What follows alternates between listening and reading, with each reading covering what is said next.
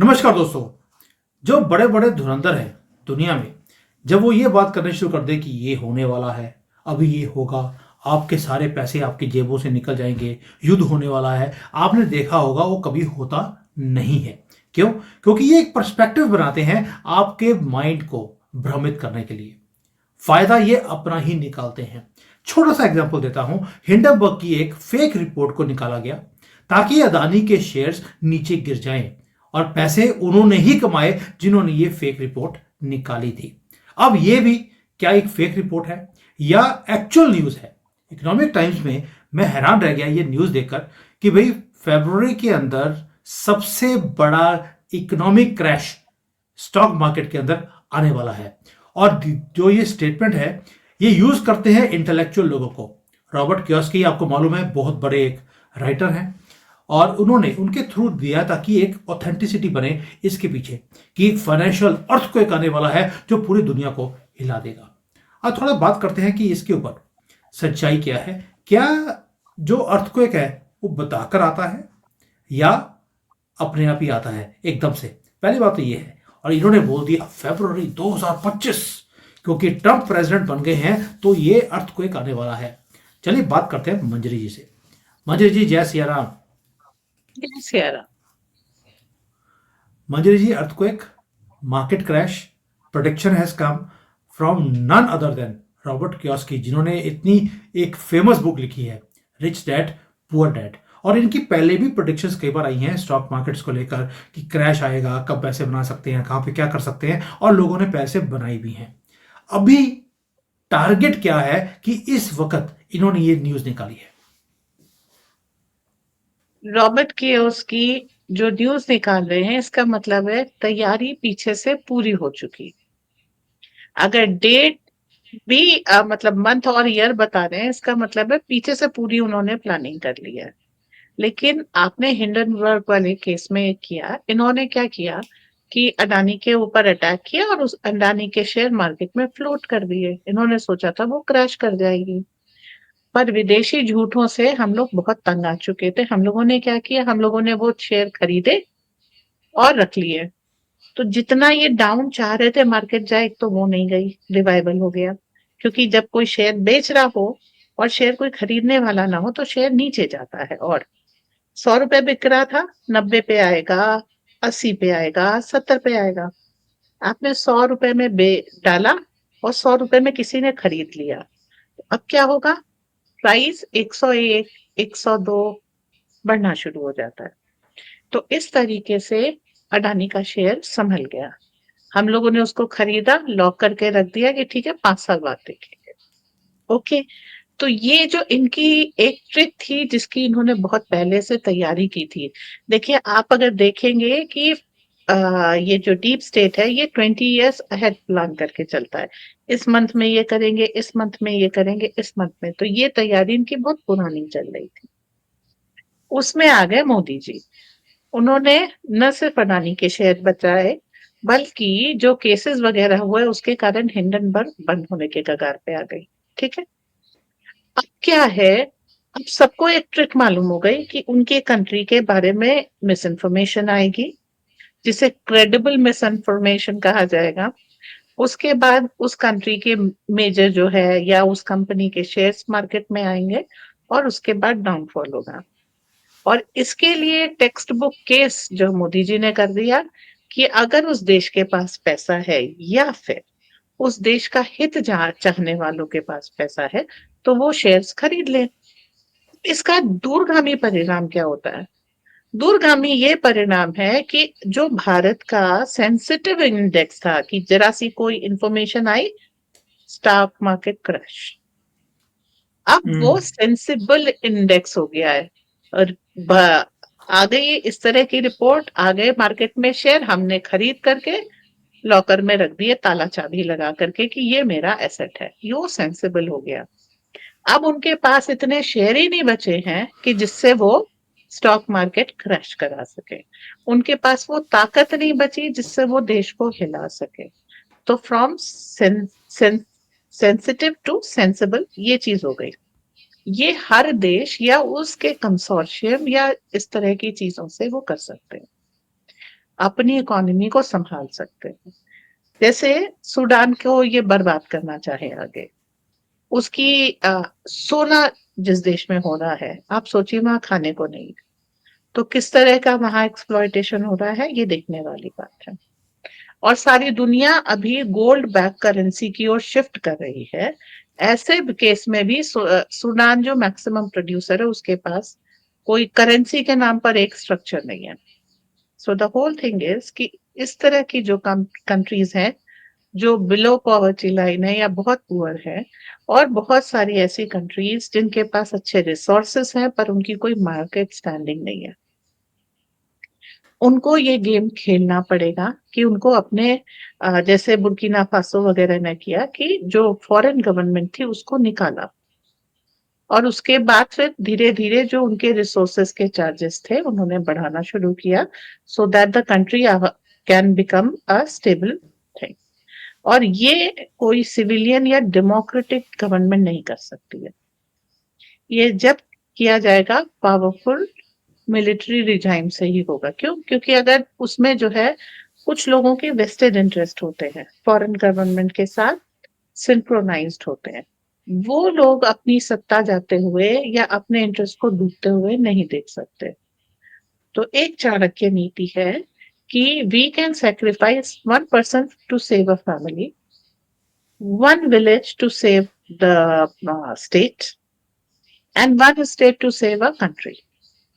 उन्होंने ये बलि शब्द प्रयोग किया कि एक व्यक्ति की बलि चढ़ाई जा सकती है यदि परिवार की रक्षा करनी हो, एक परिवार को बलि चढ़ाया जा सकता है अगर एक गांव गांव की रक्षा करनी हो, एक गांव को बलि चढ़ाया जा सकता है। इस तरह से उन्होंने बताया हुआ। तो अगर कुछ लोगों की बलि चढ़ा करके, उनके इंटरेस्ट की बलि चढ़ा करके हम एक देश बचा सकते हैं, मेजोरिटी बचा सकते हैं, तो उसमें कोई बुराई नहीं। यही चीज विश्व अब फॉलो करेगा। तो जो ये प्रॉब्लम लेके आने वाले हैं उसका सॉल्यूशन इस समय अवेलेबल है। वो स्टॉक मार्केट्स क्रैश कराना चाहते हैं, वेस्टेड इंटरेस्ट जिनके हैं वो उनके साथ जाएंगे, स्टॉक्स मार्केट में आ जाएंगे। सवाल ये है अगर कंपनी की बैकिंग, रिसोर्स बैकिंग अच्छी है तो उसको खरीद लिया जाए, स्टॉक मार्केट क्रैश होने से बच जाएगा। और देखिए उसके मंजरी जी, बाद, हाँ जी, मुझे एक चीज बताइए। जो कियोस्की हैं उन्होंने एक चीज बोली है कि बिलियंस ऑफ लोग जो हैं वो स्टॉक मार्केट से और बॉन्ड मार्केट से वो निकलने वाले हैं। हर चीज सेल पर आने वाली है, घर से लेकर गाड़ियों से लेकर स्टॉक मार्केट से लेकर जितनी आपकी एसेट्स हैं लोग बेचने पर दुनिया सड़कों पे आ जाएंगे। आपको नहीं लगता? उसने साथ में ये भी बोल दिया बिटकॉइन का क्या होगा। It is going to rise rise rise and rise, यानी कि फ्यूचर बिटकॉइन का है, ना स्टॉक मार्केट का है ना बॉन्ड मार्केट का है। कहीं ना कहीं वो एक डर का माहौल बनाने की कोशिश नहीं कर रहे आपके हिसाब से? कि डर का माहौल ये बन जाए कि जब सारी कंट्री के लोग हर चीज को सेल करने आ जाएंगे, स्टॉक मार्केट गिर जाएगी, तो जो नेशनलिस्ट गवर्नमेंट्स आज की डेट में पॉपुलर होती जा रही हैं पूरे दुनिया में, लोग हम्म, सड़कों पे आएंगे इनको निकालने के लिए, तो इन गवर्नमेंट को गिराने का बेस्ट तरीका है सारे की सारी जो इकोनॉमी है उसको नीचे गिरवा दिया जाए, एक डिप्रेशन का माहौल क्रिएट किया जाए। क्या डीप स्टेट ये काम नहीं कर रहा कियोस्की के थ्रू? इनकी एक पॉलिसी है ऑर्डर फ्रॉम केओस। पहले केओस मचाओ, उसमें से अपनी मर्जी का एक ऑर्डर निकाल करके लेके आओ, उसके बाद उस चीज के राजा बन जाओ। ठीक है? तो ये उन्होंने, इससे पहले उन्होंने क्रेडिट कार्ड्स के ऊपर यही कहा था कि क्रेडिट कार्ड खराब हो जाएंगे, प्लास्टिक मनी और ये सारी चीजें, वो भी फेल हो गया। ये ऐसा चाह रहे हैं, और जब 10 तरफ से ये चीजें चिल्लाई जाएंगी तो जनता के दिमाग पे वो बिकवाली वाला असर शुरू हो जाएगा। तो ये वो एडवर्टाइज कर रहे हैं, तरह तरह से दिखा रहे हैं कि देखो जब स्टॉक मार्केट क्रैश होता है तो वहां से निकल जाना चाहिए, जब ऐसा होता है तो फिर आपको अपना, बिटकॉइन क्या है? Bitcoin exactly is a crypto currency, उसके पीछे कोई गवर्नमेंट बैकिंग नहीं है। It's a black money kind of a thing जिसको आप लीगलाइज करना चाहते हैं। अब आप ये सोचिए कि बिटकॉइन का क्या फ्यूचर है। कल मान लीजिए को किसी ने बिटकॉइन बंद कर दिया, तो आपके पास वैसी मन, जैसे आप मोनोपोली खेलते हैं, बच्चे व्यापार खेलते हैं, उसमें जो नोट छापे होते हैं उस तरीके की करेंसी आप लेके बैठे, अरे मैं तो बहुत धन्ना सेठ हूँ। उसका होगा क्या? उसको कौन ऑनर करेगा? Neither it is gold back, neither it is resource back, neither it is country back. उसके ऊपर आप इन्वेस्टमेंट चाहते हैं, क्यों? You can not control rupee, you can not control dollar, you can not control sterling, but you can control bitcoin. तो देखिए, ये उनका धर्म है, वो अपनी चीज की मार्केटिंग कर रहे हैं। और आपका धर्म है हम्म। कि आप अकल का इस्तेमाल करें और उसमें ना फंसें। ठीक है? अंजलि आप जी, अपने कंट्री, हाँ।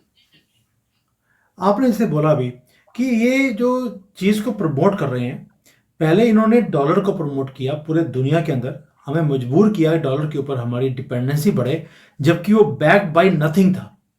अभी ये बिटकॉइन को प्रमोट कर रहे हैं जो दोबारा से it is backed by nothing, यानी कि डॉलर का अब टाइम खत्म हो गया, अभी बिटकॉइन को इन्होंने प्रमोट करना शुरू कर दिया है। साथ में ये बोल दिया कि स्टॉक मार्केट से तो बाहर निकल जाओ और बिटकॉइन के अंदर पैसा लगाओ, यानी कि इनके सबके स्टेक बिटकॉइन में लगे हुए हैं, तभी ये सबको उसी रास्ते पे डालने की कोशिश कर रहे हैं। जैसे ही रेट बढ़ेगा, दे नो कि एंटर कब करना है और कब प्रॉफिट लेकर बाहर निकलना है।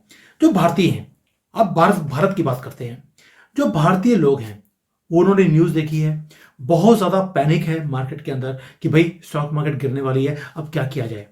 आपको नहीं लगता कि जैसे हमने अदानी के केस में उनको हराया था उनकी गेम को, अब ये जो डीप स्टेट की जो प्लानिंग है कि भारत की भी जो स्टॉक मार्केट है इसे गिरवाया जाए, उसको हमें we have to have confidence in our government and in our markets, और हम इस डिजास्टर को एक अपॉर्चुनिटी की तरह यूज करें। पिछली बार भी किया था, अगर इस बार भी कर ले जाते हैं तो ये अच्छा है। क्यों? तब जो है भारत की इकोनॉमी का, शेयर्स का, सब चीजों का कंट्रोल डीप स्टेट के हाथ से निकल के हमारे हाथ में आ जाएगा। We will hmm. We will be the stakeholders अपने ही देश में। अगर हम चाहेंगे तो सेंसेक्स क्रैश करेगा, हम क्यों चाहेंगे कि सेंसेक्स क्रैश करे? तो सिंपल है, we will become a stable sensible economy. तो यही करना चाहिए। वो बेच रहे हैं तो हमको खरीदना चाहिए। ऐसे में क्या होता है, उनको उनके अंदर पैनिक होती है, पलट के होता रिएक्शन। अरे मेरा अडानी में जो मैंने मान लीजिए 1 लाख शेयर्स लेके रखे थे, 25,000 मैंने फर्स्ट लॉट में निकाले, 25,000 किसी ने खरीद लिए। नाउ दे विल बी कि मेरा स्टेक यहाँ पर कम हो गया। हम्म। वो भी खरीदेंगे, जो उनके ही शेयर उन्हीं को खरीदने पड़ेंगे, या और बड़ी बोली लगा करके किसी और से लेने पड़ेंगे। क्यों? क्योंकि अडानी को कंट्रोल करने के लिए 1 लाख शेयर चाहिए, और अब उनके पास 1 लाख से कम का अमाउंट है। तो ये गेम हम पलट सकते हैं अगर हम इनके पैनिक बटन को ऑनर ना करें। कोई बंदा अगर चिल्ला रहा है, जैसे वही है, भेड़िया आया, भेड़िया आया, भेड़िया आया, आप मत जाओ। भेड़िया आएगा, उसके हम्म। पास आएगा, वो जाने भेड़िया जाए, जाने सानू की। हंसी सानू मस्त की। है। अच्छा, कियोस्की का जो ना, मुझे सबसे हैरानी क्या हुई, ये आदमी हमेशा इन्वेस्टमेंट्स की बात बोलता है, अभी इसने बोलना शुरू कर दिया कि आप जो स्टॉक्स और बॉन्ड्स ये फेक एसेट्स हैं। किसको बोल रहा है? स्टॉक मार्केट को ये फेक बोल रहा है, और ये बोल रहा है कि आपको ना रियल मनी में जाना चाहिए। बिटकॉइन रियल मनी है, गोल्ड सिल्वर रियल मनी है। गोल्ड सिल्वर हमें समझ आता है, बिटकॉइन जिसके पीछे बैकिंग नहीं है उसको ये रियल मनी बोल रहा है, और इसने स्टॉक्स को बोल दिया फेक एसेट्स। और आप सोच के देखिए, इतना बड़ा आदमी वो ये बोले कि जो बिटकॉइन है उसका जो स्मॉलेस्ट जो यूनिट होता है, अगर आपके पास वो भी है, जिसको सैटोशी बोला जाता है, वो आपको मिलियनर बना देगा। इतनी बड़ी बड़ी स्टेटमेंट्स एक फेक आइटम के ऊपर। एजेंडा बड़ा है मजरी जी, छोटी गेम नहीं खेल रहा इस बार एजेंडा डीप से। बहुत बड़ा है, और आपको ये देखना पड़ेगा दुम पे पांव किसका है। ठीक है? और दूसरी चीज ये है, बिटकॉइन पे करके आज तक किसी ने कौन सी प्रॉपर्टी खरीद ली है, बस मुझे इतना बता। ओके? ये तो क्या कियोस्की ने मैं बनाई होगी।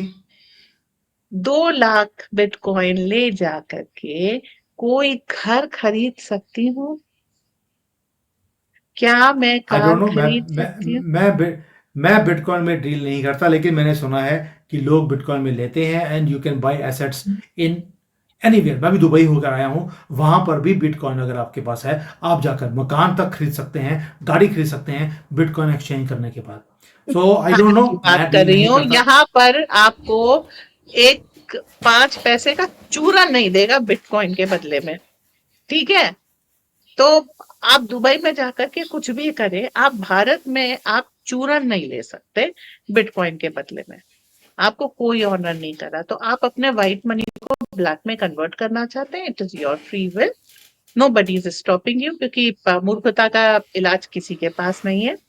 लेकिन व्हाइट मनी को इन्वेस्ट करके आपको व्हाइट मनी आगे बढ़ाना चाहिए। बिटकॉइन अभी कुछ जगह आप जैसे कह रहे हैं, ठीक है, मान लिया दुबई में मे भी चलता हो, मैंने अभी उसको देखा नहीं है, लेकिन जिस दिन मोहम्मद बिन सलमान ये लोग बैठ करके डिसाइड करेंगे, उस दिन बिटकॉइन नॉट टू बी हो जाएगा। कोई भी इंसान चाहेगा मेरे देश में मेरी करेंसी स्ट्रांग हो, ना कि बिटकॉइन। ठीक है, इंटरनेशनल प्रेशर होते हैं, कुछ इस तरह के प्रेशर होते हैं, कुछ चीजें चलने दी जाती हैं उस समय तक, जब तक मैं स्ट्रांग होकर के इसको क्रश ना कर लूं। और जिस दिन वो इसको क्रश करेंगे, वो सेकंड नहीं लगाएंगे, वो नहीं देखेंगे कि तेरे कितने बिटकॉइन डूब रहे हैं और भाई तेरे कितने डूब रहे हैं, वो तुरंत इसको क्रश कर देंगे। वो ये देखेंगे मेरी सत्ता मजबूत होती है ना, बस खत्म। तो हम्म। ये चीजों में चल, इन्वेस्टमेंट देख करके कीजिए। और मैंने एक भी नहीं खरीदा, इसीलिए कि मुझे मालूम है ये किसी काम की चीज नहीं है। जी। देखिए, अगर आपने कियोस्की की बुक्स को पढ़ा है तो हमेशा बोलता है कि दो ऐसी स्ट्रेटजीज हैं जिसके कारण आप हमेशा अपने आप को प्रोटेक्ट कर सकते हैं। एक है, you have to think long term, कि कभी भी जो क्रैश है वो एक साइक्लिकल है, हर 10 साल में आपको एक क्रैश आता हुआ दिखाई देता है। अगर आप लॉन्ग टर्म प्लेयर हैं तो कभी भी आपके ऊपर असर नहीं होगा, बिकॉज क्रैशेस जो होते हैं वो टेम्पररी होते हैं। दूसरा, उसने हमेशा बोला है कि do not listen to anybody, you have to educate yourself, क्योंकि नॉलेज जो है वही एक्चुअल पावर है। इसलिए हम भी आपको बोल रहे हैं कि रॉबर्ट कियोस्की ने बोला था, educate yourself, don't listen to anybody, so don't listen to the same guy who is still telling us to listen to him. तो हमें कियोस्की की बात नहीं सुननी चाहिए, क्योंकि वो खुद ही बोलता है कि मेरी बात भी सुनने की जरूरत नहीं है, खुद नॉलेज गेन कीजिए। मेरा खुद का मानना है कि मार्केट में ये क्रैश लेके आने की पूरी कोशिश करेंगे, एक डर का माहौल बनाएंगे, हो सकता है कि युद्ध भी शुरू करने की कोशिश करें, क्योंकि ईरान के ऊपर अभी भी जो सुई है ट्रंप की वो हटी नहीं है, डीप स्टेट की भी हटी नहीं है। इन्होंने सीरिया में जो कर दिया, इसराइल के साथ जो करना था वो कर दिया, इसराइल को फ्री कर दिया है ताकि वो कहीं और एंगेज हो जाए। इसराइल को इतनी आसानी से छोड़ देंगे, ऐसा हो नहीं सकता। तो जो कियोस्की की जो प्रोडिक्शंस हैं वो एक वार्निंग हो सकती है। क्रैश मुझे नहीं लगता कि इतनी जल्दी आएगा, अनलेस कि कोई बहुत बड़ा एक इंसिडेंट ये क्रिएट करे डीप स्टेट वाले। और ट्रंप है, वो भी कच्ची गोलियां खेल खेल के नहीं बैठा है। 4 साल प्रेसिडेंट रहा हुआ है, 4 साल इन वेटिंग था, जहां पर एक एक मूवमेंट को उसने फॉलो किया है। ही नोज कि डीप स्टेट कहां तक सोच सकता है, कहां तक गिर सकता है। और हमने 5 नवंबर से लेकर 20 जनवरी तक वो गिरा हुआ डीप स्टेट हमने देखा भी है। हर रोज कोशिश किया गया कि कोई कहीं भी युद्ध तो शुरू हो जाए, एक इमरजेंसी की सिचुएशन क्रिएट हो। और ये इतनी जल्दी से छोड़ देंगे, ये भी हो नहीं सकता। और ट्रंप भी इतनी जल्दी से हार मान जाएंगे, ट्रंप है, ये भी हो नहीं सकता। तो ये cat and mouse, Tom and Jerry की जो गेम है, deep state versus Trump and Modi and Putin, ये देखने वाली है कि कहां तक पहुंचेगी। मंजरी जी, इसके ऊपर जितना मर्जी वीडियो बनाए उतना कम है, बिकॉज एजेंडा डीप है। जीत उसी की होगी who can literally predict the other person move in advance and protect themselves, तभी हम बच सकते हैं। But as far as we are concerned, one thing is sure कि nothing is sure, anything is possible now. देख बोलूंगी, पहली, the deep state power to orchestrate a chaos is gone. Secondly, धीरज धरे सो उतरे पार। जब ऐसी कोई क्राइसिस आए, थोड़ा सब्र करके काम लीजिए, रास्ता निकलेगा। बिल्कुल ठीक है, सब्र करके, जैसे मंजरी जी सब्र करके बोलती है आराम से, आप ऐसे ही सब्र करके बैठिए तो सबके रास्ते निकल जाएंगे। वरना वही होगा कि जल्दी किया तो खड्डे में गिरे। चलिए, अब मंजरी जी देखते हैं डीप स्टेट कहां तक चलता है। But something is cooking that is why Robert जैसे आदमी को बाहर निकालना पड़ा।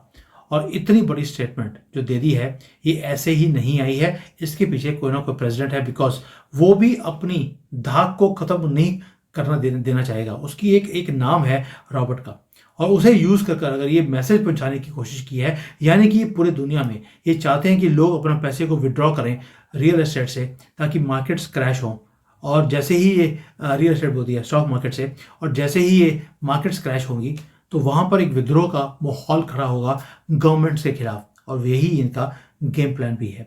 अब देखते हैं कि भारतीय, जिन्होंने हरियाणा में भी इनका मुंह तोड़ जवाब दिया, महाराष्ट्र में दिया, दिल्ली में देने वाले हैं, और हिडनबर्ग के केस में भी हमने इनको मुंह तोड़ जवाब दिया है इस डीप स्टेट को। अब देखते हैं कि अगला जो वार है उसका हम किस तरह से इनकी नानी इनको याद दिलाते हैं। Thank you. जय हिंद। जय हिंद।